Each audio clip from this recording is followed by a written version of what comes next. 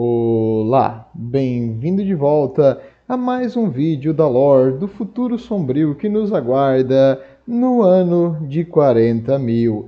Então, você hoje estava aí tranquilo, pensando, como a gasolina tá barata, o gás também, a energia só parece que baixa, a conta tá cada vez menor.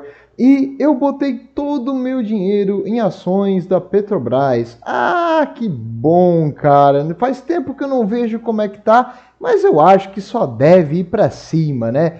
Então, você decide nessa sua tranquilidade dar a entrada de um pequeno carro numa miniatura de combate. E você quer comprar um cavaleiro imperial. Tudo bem, meu amigo, isso aqui não é conselho financeiro para a vida, mas se você quer comprar um cavaleiro imperial, pelo menos era bom você saber como eles funcionam, de onde eles vêm e algumas variações dos tipos diferentes de cavaleiros que existem por aí.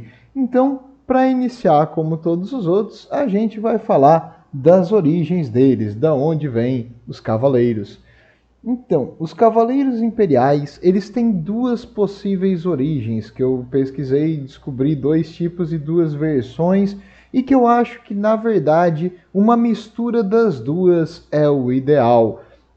A primeira origem deles diz que, na Era de Ouro da humanidade, várias colônias precisavam de algum tipo de máquina multifuncional para fazer coisas tipo mover rochas grandes, cortar árvores, carregar peso e, caso necessário, levar um poder de fogo superior contra alguma espécie alienígena ou alguma coisa perigosa que o planeta poderia causar aos novos colonizadores. Então, quando as naves de colônia chegavam, iam ficar às vezes por anos, décadas isoladas, elas precisavam ter uma garantia de algo para poder fazer esse trabalho pesado e para defender os colonistas, porque um ser humano, querendo ou não, é meio frágil quando comparado às criaturas do futuro do 40.000. Então a gente precisa ter algo entre nós e a criatura nervosa e com fome, cheia de garras, que quer nos devorar. Os cavaleiros eram a solução para esse problema.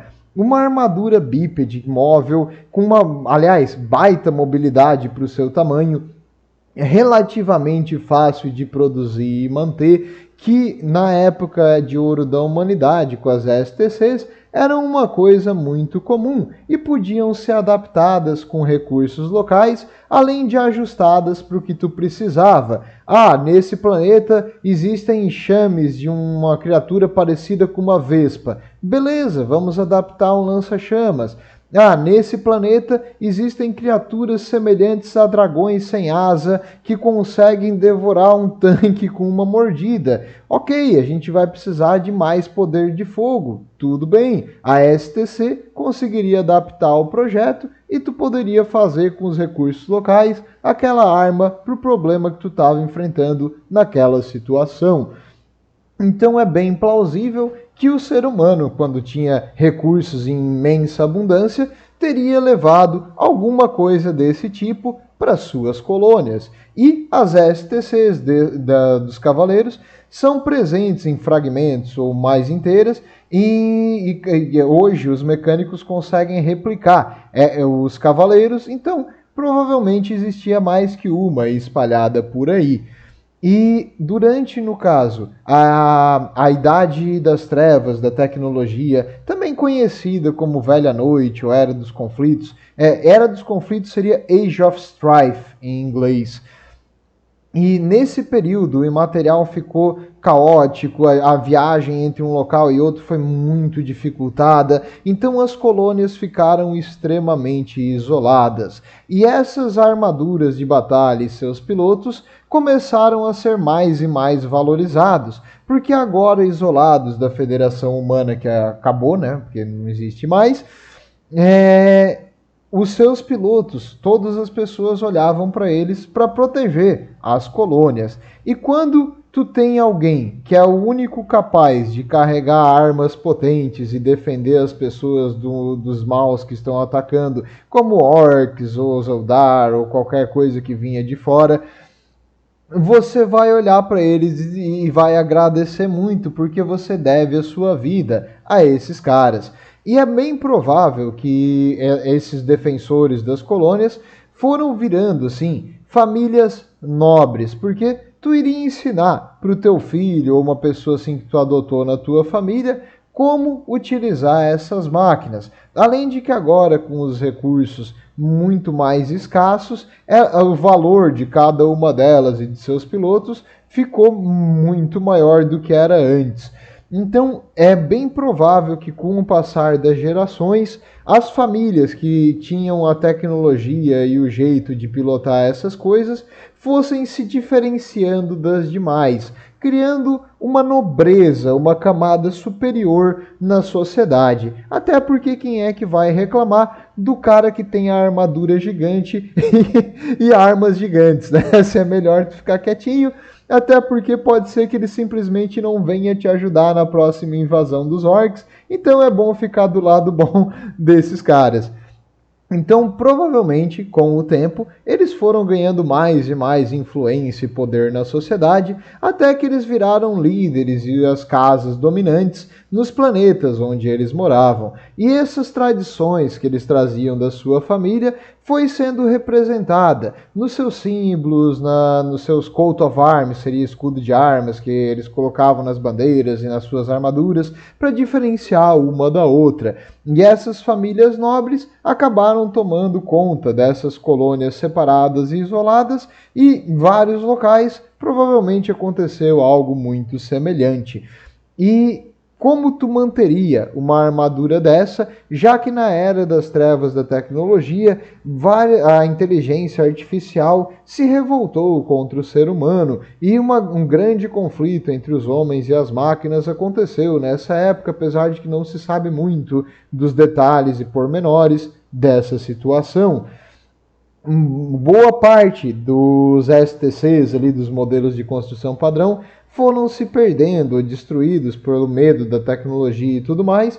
Então, é bem provável que alguns cultos mecânicos locais, que já provavelmente já existiam um certo culto mecânico menor em algumas regiões, começaram a crescer para tentar manter e cuidar dessas armaduras. Só que isso deixa alguns buracos na história, porque eventualmente esses cultos mecânicos locais, localmente ali, tipo peças feitas ali, não iriam ter condições de manter essas armaduras para sempre, muito menos de ficar reproduzindo elas eternamente. Então tem alguns defeitos nessa explicação. E aí vem a segunda origem desses cavaleiros imperiais.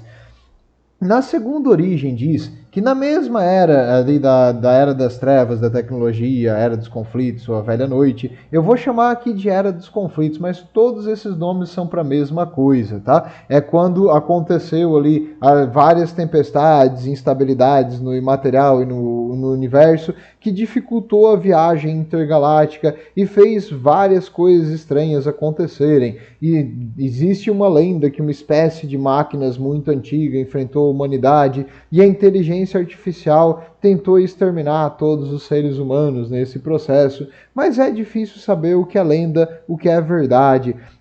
Pode ser também que os serventes mecânicos do ser humano, que seriam robôs na época, se voltaram contra os seus mestres e eles eram a base de quase tudo na sociedade, fazendo com que se perdesse muito da tecnologia e do desenvolvimento e criasse uma fobia, um misticismo, um tabu com tecnologia e criação de coisas novas e automáticas. E nessa época, os mecânicos de Marte, quando estava acontecendo isso, os mecânicos valorizam ao máximo a tecnologia. Então eles tentaram manter e preservar o que eles conseguiriam manter. E eles fizeram uma viagem espacial semelhante à dos Tau, que não é tão rápida, mas é mais segura. E essas pequenas seriam expedições que eles mandaram para vários planetas para ver se eles ainda estavam lá ou se ainda tinha vida nesse local e para tentar resgatar a tecnologia que eles conseguiam. Acabaram identificando e conversando com a nobreza local, os líderes da região, e eles ofereceram uma aliança. Em troca desses cavaleiros, que seriam umas armas que os mecânicos poderiam reproduzir e criar mais, e já era bem potente e conseguiria defender aquelas colônias agora isoladas, uma aliança seria feita entre as famílias locais e os adeptos mecânicos de Marte. E os adeptos mecânicos também iriam permitir que novas peças e novas máquinas fossem sendo repostas, é claro, com um grande atraso por causa dessa dificuldade de viagem interplanetária nessa época aqui. Então é possível que foram os mecânicos que disseminaram essas máquinas em troca de uma aliança com a nobreza local, para troca de recursos, de soldados quando fosse necessário e tudo mais. O que também tem buracos nessa história, porque é muito difícil os adeptos mecânicos oferecer tecnologia para alguém, porque para eles essas máquinas são sagradas. Então é como se o Papa fosse visitar, vamos supor, as ilhas no Oceano Pacífico. Aliás, o Papa mandasse vários padres ir visitar ilhas no Oceano Pacífico ou as colônias aqui na América e mandar entregar as coisas mais preciosas que tinha na igreja, tipo cruzes de ouro, joias raras ou relíquias muito antigas, para levar para esses locais e dar para os governantes de presente. É meio estranho, não faz muito sentido. Mas é possível, se os mecânicos na época tivessem uma facilidade de reproduzir essas máquinas, eles teriam uma barganha, uma troca aqui para poder comprar outras coisas. E como essas máquinas são bem menores que as Titãs, que Marte também pode produzir, então talvez eles olhassem para eles com um valor um pouquinho inferior a outras máquinas Deus, como eles chamam as Titãs. Mas isso é bastante especulação. O que a gente sabe é que hoje, no milênio ali de 40, 41, 42 mil, existe uma grande conexão entre os mundos Forge dos mecânicos e as casas nobres que lideram os mundos dos cavaleiros. E além dessa conexão muito grande, o culto mecânico é bem presente nesses mundos dos cavaleiros. Então é provável que isso tenha acontecido em uma certa escala, mas que também já haviam STCs que é Standard Template Construct, é o modelo de construção padrão, em alguns planetas para poder manter e fazer essas máquinas, e que os mecânicos supriram alguns planetas com isso, e esses planetas fizeram uma aliança de honra com Marte. Então, provável que tenha sido um pouco dos dois, dependendo da situação e do planeta. E beleza, agora que tu sabe de onde é que eles vieram, que diabos é um cavaleiro imperial? É assim, então, os cavaleiros, como eu falei antes, são máquinas, eles são um robô de batalha, é isso que eles são. Esse robô de batalha, inicialmente, não era exclusivo de batalha, ele tinha outras funções. Ali na colônia, como eu falei, quando iniciou o ser humano, provavelmente como proteção e trabalho pesado, serviria como uma empilhadeira com um canhão, assim, para te ter uma noção, e uma blindagem. E essa máquina, também o piloto, ele tem uma conexão direto na cabeça, uma conexão cerebral com essa máquina. Eles têm que botar alguns implantes para poder encaixar no trono da máquina. Hoje é chamada de trono mecânicos, por causa da influência dos mecânicos nisso aqui tudo, mas antigamente era chamado só de trono. E essa conexão cerebral é um estilo Matrix. Sabe o filme Matrix, quando eles botam aquele cabinho atrás da pessoa? Então, é quase isso. Só que a diferença é que aqui tu tem que ter um contato com toda a máquina em si. E o seu espírito da máquina fala contigo. O que é o espírito da máquina? O espírito da máquina é provavelmente uma forma de inteligência, um computador de bordo que tem ali tudo o que a máquina produz. Coisas como sensor de detecção de distância, de temperatura, sensores de movimento, de detectar o inimigo, sensores do posicionamento da arma e do equilíbrio da máquina. Tudo isso é calculado e tentado e mandado para o piloto. E esse computador rudimentar provavelmente é isso que é o espírito da máquina. Os mecânicos acreditam numa coisa muito mais esotérica, que o espírito da máquina é as vontades e o que a máquina acha, pensa e faz. Então, para um mecânico, qualquer máquina tem um espírito da máquina, mas provavelmente antes desse misticismo todo, o espírito da máquina, como foi chamado depois, era provável que seja o computador de bordo, assim, dessas coisas, que conseguiria salvar também algumas coisas do piloto, como suas preferências e tudo mais. E é dito que essas máquinas absorvem um pouco do seu piloto, as suas vontades, os seus desejos, as suas preferências e passam para o piloto seguinte. Como a humanidade perdeu muito da capacidade tecnológica e não sabe mais explicar isso, eles explicam de uma forma mística, assim, uma forma religiosa, que o espírito da máquina absorve parte do espírito do seu piloto. E para o piloto seguinte, ele vai ter tanto o espírito da máquina quanto o espírito dos seus ancestrais ali dentro. Então é assim que os mecânicos, e hoje praticamente todo mundo, acredita que acontece quando tu se conecta nesse trono, que é o cockpit, a cabine de comando desses cavaleiros. Então o cavaleiro é a máquina e o piloto junto. E elas costumam ter um tamanho pequeno ou médio para essas armaduras de combate, que seria algo em torno de 9 a 12 metros de altura, que no 40 mil isso é considerado pequeno. Então, assim, mas tamanho não é documento, não se preocupe. Porque apesar do tamanho, eles conseguem ter poder de fogo suficiente e uma boa mobilidade, além de uma armadura resistente de adamantium, que é o recurso mais duro que o ser humano consegue reproduzir, e eles também têm um escudo de íons. Esse escudo de íons, ele não consegue proteger a armadura inteira, ele protege algumas partes, as partes mais vulneráveis e frágeis, onde tu consegue botar um bloco de adamantium, ali tu não precisa botar o escudo de íons, tu tenta proteger as dobras e os pontos que poderiam explodir. Então esses locais o escudo de íon é mais ativo. E a diferença entre o escudo de íons e os escudos void, que seriam os escudos do vazio, das titãs, é que esses escudos aqui, eles são mais para desacelerar e reduzir a energia cinética do objeto que está vindo na direção e, se possível, desviar a trajetória deles para uma parte mais blindada ou para longe do cavaleiro em si. Então eles não impedem totalmente o impacto, mas reduzem e muito, e às vezes neutralizam por desviar o impacto de um tiro ou de um projétil em alta velocidade. E existem algumas variações dos cavaleiros. A mais famosa são os cavaleiros imperiais, que em inglês seria Imperial Knight, e também eles são chamados de Questor Imperialis. Esses aqui são aqueles fiéis e que lutam a serviço do Império.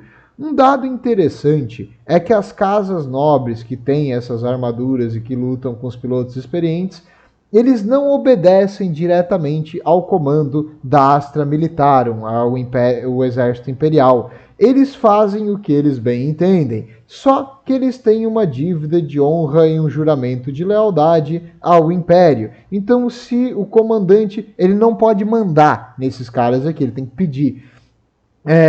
Vossa Senhoria, fazeis o favor de enviar as suas forças para o flanco esquerdo, pois é de maior urgência e apenas as forças dos seus nobres pilotos conseguirão mudar o rumo da batalha. Tu tem que fazer todo um enjambration na carta para pedir para esses caras lutarem por ti, porque eles são famílias nobres, eles são acostumados desde a infância a ter tudo que eles querem e ser bajulados. Então tu não pode dizer, eu exijo que você mande suas forças aqui agora, porque eles vão dizer não. Então tu tem que fazer uma certa bajulação e ter uma capacidade diplomática para conversar com os nobres e pedir para que eles façam alguma coisa. E é muito comum que no meio da batalha, às vezes eles acham que, olha, estou matando infantaria. Ah, que saco isso aqui, eu não quero matar infantaria, eu quero matar coisas grandes. Eu vou procurar um inimigo melhor para matar. E eles abandonam a posição e vão atrás de um inimigo maior. Eles fazem isso porque eles ficam buscando honra e matar uma coisa grande para mostrar para os outros que um é melhor que o outro. Ah, esses caras não são muito... Eles são guerreiros, eles não são soldados. Acho que tu consegue entender a diferença. Cada um luta meio que sozinho pela glória pessoal. Apesar de eles lutarem às vezes em grupos e tal, cada um é o seu próprio soldado. Não estão nem aí um com o outro, eles querem fazer o que eles querem e eles não lutam assim numa coordenação e muitas vezes eles desobedecem ordens porque eles se acham bons demais para o inimigo que eles estão enfrentando. Existem também os questor mecânicos. Esses aí são os que lutam pelos mundos forja dos adeptos mecânicos. E os free blades, as lâminas livres, esses aí são meio estranhos. Às vezes é um cavaleiro que por algum motivo decidiu ficar solo, assim, sozinho por um tempo, abandonar a casa dele, sei lá, escutar umas músicas assim, Pink Floyd, e ele ficou meio revoltadinho com o mundo e decidiu fazer o que bem entender. Aí ele pegou a sua armadura e foi andando por aí.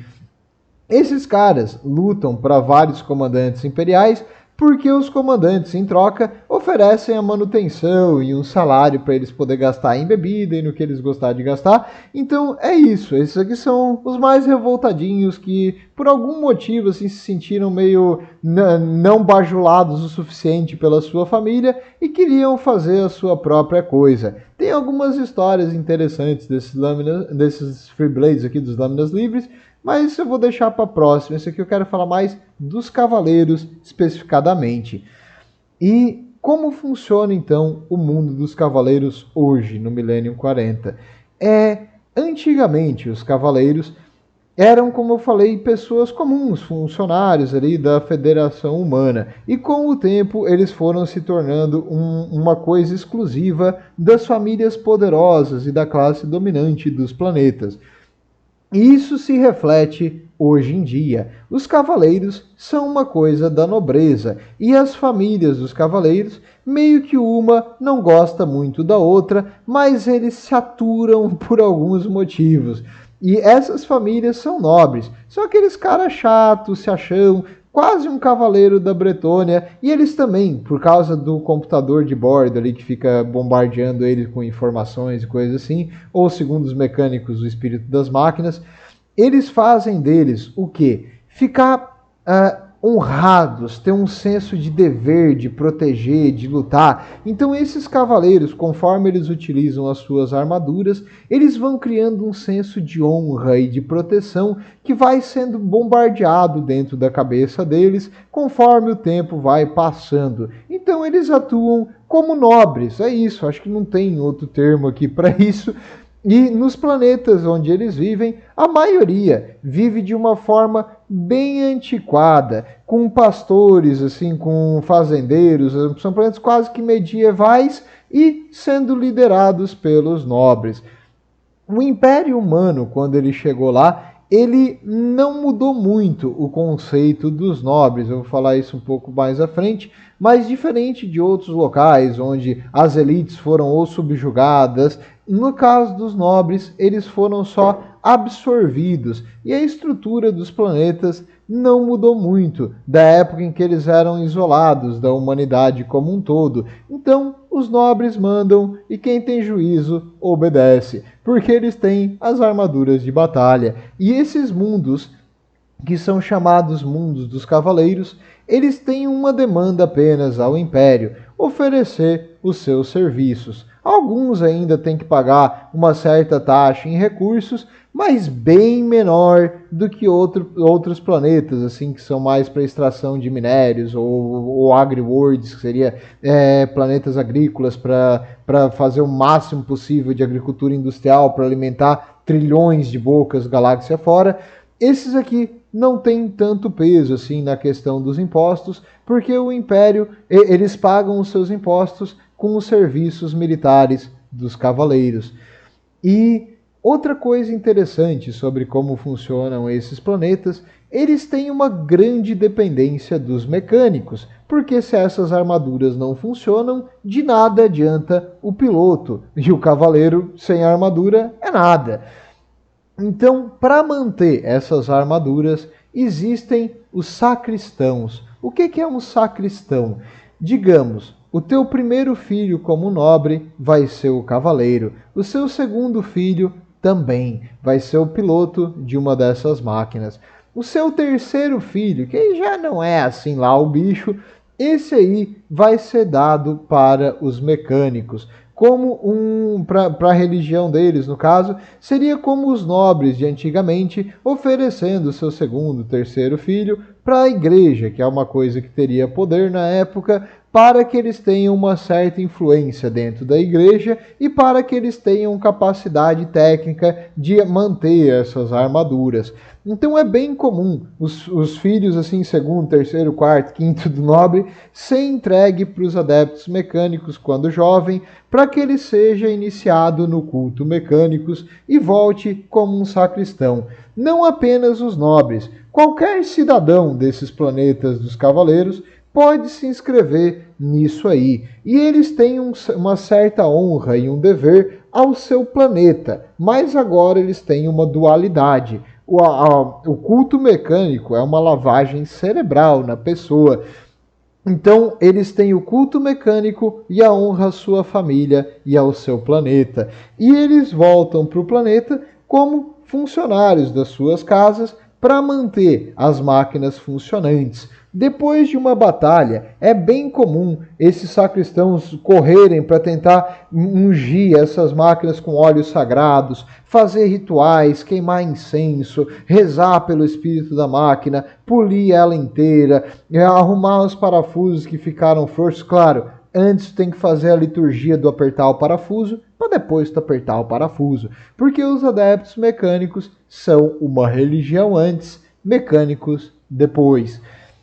E como eles são assim aficionados por essas máquinas, é também bem comum durante uma batalha eles estabelecerem estações de reparo onde um cavaleiro que foi danificado pode ir lá e reparar. Eles também tentam fazer reparos durante uma batalha caso as armaduras sagradas para eles tenham sido danificadas. Então, não é incomum o sacristão levar uma bala que não era para ele, porque ele estava tentando arrumar uma dessas no meio da batalha. Então, assim, esses aqui são fanáticos dos adeptos mecânicos que antes eram cidadãos comuns, ou do planeta dos cavaleiros, ou algum pertencente à família nobre, um dos seus filhos, que foi para lá para firmar a aliança com os mecânicos. E durante a Grande Cruzada, o imperador... Aliás, antes do imperador até, existe o relato que o primeiro mundo dos cavaleiros a ser descoberto foi encontrado por um rogue trader. Aqueles freelancers, aqueles comerciantes livres, que são mercenários em busca de riqueza, poder e tudo mais, identificou um planeta desses e trouxe as informações do planeta para os adeptos administraram. E para a administração do Império, no caso. E a administração viu os relatos dele, que dizia que ali tinham grandes e nobres guerreiros em armaduras de combate arcaicas da época de ouro e da época das trevas, da tecnologia, que poderiam trazer qualquer inimigo ao chão. E esse relato inicial dele fez com que a administração imperial aliás, não vou dizer supervalorizasse, porque esses caras realmente têm alto valor em combate, então eles valorizassem eles muito. Por isso que quando eles descobriram os mundos, quando o próprio Império chegou nesses mundos, foi oferecido esse contrato em troca do serviço militar e seu juramento de honra eterno ao Império. Eles poderiam manter a autonomia, a estrutura nobre que já existia nos planetas. Em troca do seu serviço militar, eles também pagariam bem menos impostos que os outros planetas por causa do valor dessas máquinas de combate. Então, foi aceitado. Olha, eu acho que quase nenhum dos mundos dos cavaleiros recusou esse negócio. Porque, primeiro, era pela humanidade. Segundo, os seus pilotos, o próprio computador de bordo, vai inserindo neles um senso de honra e dever. Então, eles têm um dever à humanidade como um todo, se tu parar para pensar. Então, eles acabam aceitando isso com mais facilidade que os outros. Houve alguns que recusaram em pequenos conflitos, mas isso é a exceção. Em regra, quase todos foram leais ao Império e lutaram junto ao Imperador na Grande Cruzada. Então, quase todas as casas nobres podem dizer que na sua história algum de seus membros lutou junto ao Big E contra os Xenos. Só que depois dos Xenos tem outra ameaça à humanidade, os heréticos. Quando aconteceu a heresia do Horus, as criaturas demoníacas tomaram vários Mundo Forja e alguns cavaleiros traíram o Império. Alguns, a grande maioria não. Mesmo sem os mecânicos que faziam as manutenções e os reparos, porque muitos foram para o Dark Mecânicos, que são os traidores dos mecânicos, os cavaleiros se manteram fiéis e honrados. O pessoal do caos até tem alguns cavaleiros, mas é bem raro e em número, olha, ínfimo se comparado às forças imperiais. Então, a grande maioria das casas nobres manteram o seu juramento e seguiram o imperador e lutaram por ele e morreram por ele nas batalhas contra os traidores. E até hoje eles têm honra disso, de ter ficado firme, não ter cedido ao caos e ter lutado pelo Império e o Imperador. E esses aqui, os traidores, são chamados de Questor Traitores, ou Cavaleiros Renegados, que eu acho que é o nome mais legal para eles, mas apesar do nome legal, eles são traidores e como todo bom traidor, o seu lugar é de volta para o inferno, da onde eles vieram. E, ok, hoje em dia, então, nós temos as casas nobres, os pilotos, e a maioria desses cavaleiros luta pelo Império e pela humanidade. Legal. Como é que é pilotar uma dessas máquinas? Não é fácil. Tem um motivo para tu ter treinado desde pequeno para pilotar essas monstruosidades mecânicas. Primeiro de tudo, quando tu conecta com essas máquinas, é extremamente doloroso. A primeira conexão mesmo é horrível. E as crianças das casas nobres, eles têm um ritual. O ritual, eu vou chamar em português, da transformação. Seria um ritual of becoming, em inglês. Seria ritual do se tornar, a tradução literal, mas se tornar é meio esquisito em português. Então acho que da transformação é bom. Porque seria transformar as crianças em homens. No caso, uma pessoa que não é um piloto em um piloto de um cavaleiro. Como é que funciona isso? Quando tu chega na idade de ser um piloto, os mecânicos ali, os sacristãos, preparam uma sala vazia especial desse ritual. E no meio tem um trono mecânico igual o dessas máquinas. E ali tu senta e tu vai ser acoplado pela primeira vez no espírito da máquina, que possivelmente é um computador de bordo com uma inteligência artificial. Com uma inteligência artificial, acho que o espírito da máquina não gosta muito de mim aqui. Com uma inteligência artificial bem arcaica e que não é assim uma verdadeira inteligência artificial, mas que consegue também pegar pedaços da memória dos seus usuários antigos. E aquilo ali sobrecarrega a mente do nosso aspirante. É um monte de informação, dados e coisas assim, e a dor e tudo mais, que podem deixar uma pessoa comum enlouquecida. Não é raro acontecer de, nesse ritual da transformação, o piloto começar a ter convulsões, ele entrar em coma ou morrer. E nesse ritual, depois de ser colocado na máquina, os mecânicos fecham as portas e saem dali e só voltam no outro dia. Então, se eles acham o corpo estirado no chão morto, é porque o espírito da máquina recusou o usuário. Os sobreviventes eles são bem desvalorizados, porque eles foram recusados pelos seus ancestrais e pelo Omnissiah e pelo espírito da máquina, então eles são considerados inferiores. Muitos são expulsos das suas casas e vivem como bastardos ou se alistam no exército imperial para tentar ter uma morte, pelo menos para fazer algo da sua vida. Mas olha, no momento que tu é rejeitado nesse ritual, tu perde totalmente o teu status e a tua nobreza. Felizmente, muitos conseguem, e essa nova geração vão ser os próximos pilotos. E esses novos pilotos depois vão ficar com uma armadura para eles. Geralmente, armaduras que já estão na sua família há gerações. E o legal é que por eles ter essa divisão mental com esse espírito da máquina, eles conseguem fazer coisas como desviar, saber onde atacar. Eles têm algumas informações que eles não deveriam ter e não deveriam saber, mas eles sabem e fazem meio que instintivamente, porque é esse espírito da máquina ensinando para eles com a experiência dos seus antepassados. Como tu vai explicar isso para um pessoal que é fielmente crente nessas coisas? Então, não tem como dizer que é um computador de bordo que tenta levar o piloto a melhor coisa possível. É um sensor de movimento e só, cara. Não, tu não consegue explicar isso para eles, porque eles fielmente acreditam que isso é algo maior entre a tua alma e a alma da máquina. E, no caso, é assim que se pilota um desses, com uma conexão mental através de implantes cerebrais que foram colocados em ti na infância. E por isso os pilotos são tão valiosos quanto as máquinas. Não é qualquer um que consegue fazer isso aqui.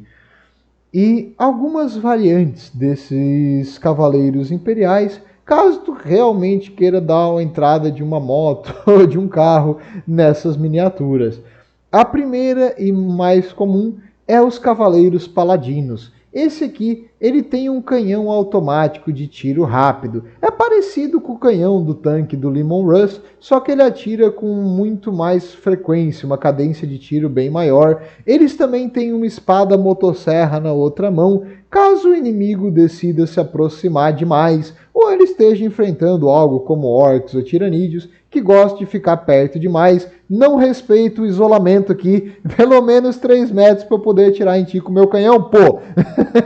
Mas no caso, além da motosserra, eles podem ter armamentos secundários. E muito comum eles ter 2 Stubbers. Stubbers são armas automáticas, que seria autoguns aqui no 40.000, que são as nossas metralhadoras. São armas de pólvora pesadas que, assim, no caso do 40.000, elas são um pouco obsoletas, mas elas também matam os inimigos, então não custa nada ter duas delas para proteger os locais chatos que tu não consegue ver. Existe também a variante Cavaleiro Errante. Esse aqui utiliza um canhão termal. O canhão termal é como as armas de plasma, ele esquenta num nível absurdo, assim, que consegue derreter o muro e o que está atrás. Então, coisas com armadura resistente, ele derrete a armadura. Além de também ter uma motosserra, caso, novamente, o pessoal não sabe que para eu poder te derreter, tu tem que estar pelo menos uns 3 metros, então dá um passinho para trás e fica na mira do canhão termal. Então eles têm essa espada motosserra enorme que serve para cortar qualquer coisa que chega perto deles. E eles costumam ter uma arma secundária também, que pode ser um lança-mísseis ou uma dessas metralhadoras pesadas. Outra variante, que para mim é a mais legal de todas, Os Cavaleiros Galantes. Esses aqui, assim, ó, imagina tu tá num futuro onde existem armas de plasma, armas a laser, mísseis de precisão incrível, e tu vai enfrentar o inimigo com a tua mão fechada para dar uma porrada na cara do bicho. É isso aí, é isso que é o Cavaleiro Galante. Esses aqui são um cavaleiro que ele faz o que? Ele corre o mais rápido possível para se aproximar do inimigo e quando ele chega perto, ele utiliza uma manopla do golpe do trovão, em inglês Thunderstrike Gauntlet. Essa manopla é um Power Fist, que seria um punho de força. É um tipo de arma que ela cria um campo de força na frente da mão. Com o peso, a velocidade e o soco dessa máquina aqui, e mais esse campo de força, ele consegue distorcer as moléculas numa velocidade, numa força absurda. É relatado que durante a heresia do Horus, as titãs, que são máquinas de guerra enormes, foram derrubadas por esses cavaleiros imperiais que simplesmente chegavam nos pés delas e começavam a bater com as motosserras e com esses punhos até que a titã caísse. Então eles iam batendo até a máquina BOOM! Porque cada batida dessa distorce o metal, derrete a armadura com aquele campo de força e vai quebrando as peças por dentro até uma hora romper tudo e o titã cair. Então, e caso ele quebre a armadura, ele enfia a motosserra lá dentro e vai cortando todos os fios, a junta, o óleo, a parte hidráulica, o que tiver dentro, ele vai destruir. E eles também podem ter uma arma secundária, mas para que uma arma secundária se tu pode dar porrada? O cara no futuro vai bater no inimigo no mano a mano. Cara, só louco que tem nisso aqui. E existem algumas variantes muito mais raras. Os Cavaleiros Magera. Os Cavaleiros Magera, eles têm uma arma que hoje já não se sabe mais como reproduzir, além da sua variante de armadura também ter se perdido. Então os que tem hoje são extremamente raras e são artefatos preciosíssimos de alguns mundos mecânicos ou de algumas famílias de cavaleiro que ainda têm essas armaduras no seu estoque, no caso no arsenal da família. Eles usam o quê? Eles usam um canhão de raio. Eles criam uma energia concentrada que é como se fosse um raio mesmo, que vai queimando e destruindo tudo que encosta. Então o inimigo está atrás de uma trincheira? Beleza! Dá uma descarga dessa aí, tu bota fogo na trincheira inteira e tu derrete quem está dentro. E além desse canhão de raios, eles também vêm com uma nome horrível, mas é autossimulacra. Essa autossimulacra, que para os mecânicos ela é abençoada, é um tipo de tecnologia de auto-reparo, quase que nanorobôs, assim. É bem pouco conhecido como ela realmente funciona, mas essa máquina é capaz de restaurar os danos causados nela. Então essas armaduras são reverenciadas pelos mecânicos e como eles não têm mais a tecnologia para reproduzir elas, é bem raro e provavelmente tu nunca vai ver uma em combate, a não ser que exista uma invasão num dos mundos dos cavaleiros e eles tenham que utilizar tudo o que tem no seu arsenal. E existe uma armadura ainda mais rara e muito mais cruel, os Cavaleiros Styrics. Os Cavaleiros Styrics, as famílias nobres preferem não falar muito desses aqui, porque o espírito da máquina deles não é legal, ele não está bem da cabeça, ele ficou um pouquinho afetado. Por quê? Essas armaduras participaram ali da Era dos Conflitos, lá atrás, da grande época da escuridão, da Era Negra da tecnologia. E o que aconteceu? Quando isso aconteceu, essas máquinas viram sangue, mas muito sangue, sangue demais até para um espírito da máquina inocente e puro que era antes. E essas armaduras ficaram um pouquinho sedentas por mais sangue. Elas querem matar, elas querem destruir. Então, se um cavaleiro se conecta numa dessa, ela vai começar a afetar a cabeça dele e vai pedir: mata, destrói tudo. É divertido, vai lá, mata, mata, mata, o tempo todo na cabeça do cavaleiro. Então, é bem estranho. Uma família nobre geralmente tem meio que vergonha dessas armaduras e prefere não utilizar nem botar os seus filhos nesse espírito da máquina aqui.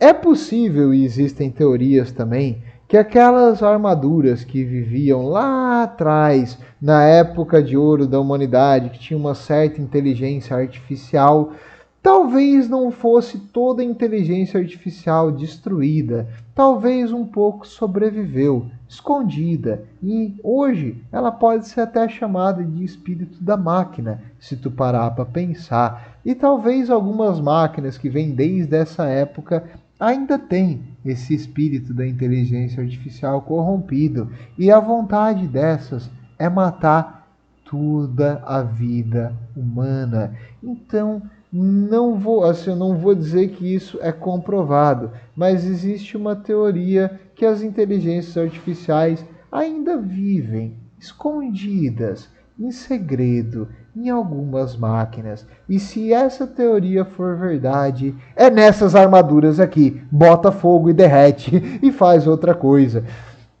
Porque olha só o equipamento que elas têm. Os canhões Volkite, eles fazem o quê? Eles criam uma radiação incandescente onde eles alcançam, que derrete, e na carne ela faz explodir. Então um batalhão de infantaria inteiro ele consegue fazer derreter, como se eles estivessem no micro-ondas. Ah, falando em micro-ondas, eles têm radiclancers, que seriam projetores de radiação ou irradiação, é tudo a mesma coisa. O que ele faz? Sabe Chernobyl? Bota duas na pontinha da arma e liga no teu inimigo e vê ele derretendo e morrendo com radiação suficiente para matar a vida no planeta. É isso aí que essas armaduras fazem. Eles também têm uma coisinha interessante, que é uma arma de gravidade. Essa arma de gravidade, essa sim, não sei como ela funciona, nem os mecânicos também. Ela consegue alterar o campo gravitacional em uma área. Então, imagina 8 vezes o teu peso no teu pulmão. Teu pulmão vai ser esmagado, os teus ossos quebrados e tu vai morrer de um jeito horrível, com uma dor retorcida numa coisa, numa bolota. Essas armaduras elas são feitas para matar e matar de uma forma cruel. Então, contra infantaria, olha, eu espero que você não esteja enfrentando uma coisa dessas. Ah, falando naqueles projetores de radiação, ela tem também uma garra muito forte e poderosa, com 2 desses projetores de radiação na garra também, para garantir que o que ela agarre vai morrer. Então é o seguinte, não mexa com essas coisas, deixa elas enterradas num arsenal bem escuro das casas nobres e nunca ligue isso aí não vale a pena. É melhor ter o planeta invadido pelos orcs do que pelas inteligências artificiais assassinas. Os orcs, pelo menos a gente sabe que morrem com fogo. Essas coisas aqui não morrem. E é isso. Espero que vocês tenham gostado da apresentação de hoje. Eu não falei de todas as variantes e todo o tema aqui, porque realmente é bastante coisa sobre os cavaleiros. Se o pessoal gostar, talvez eu continue falando um pouco mais das variantes dessas armaduras extremamente caras, tanto na fantasia, aqui na lore, no caso do Warhammer 40.000, quanto no mundo real. Meu Deus, que miniatura cara! Mas é isso, vejo vocês na próxima, o Imperador protege, e se vocês verem uma dessa, espero que estejam do seu lado. Tudo de bom!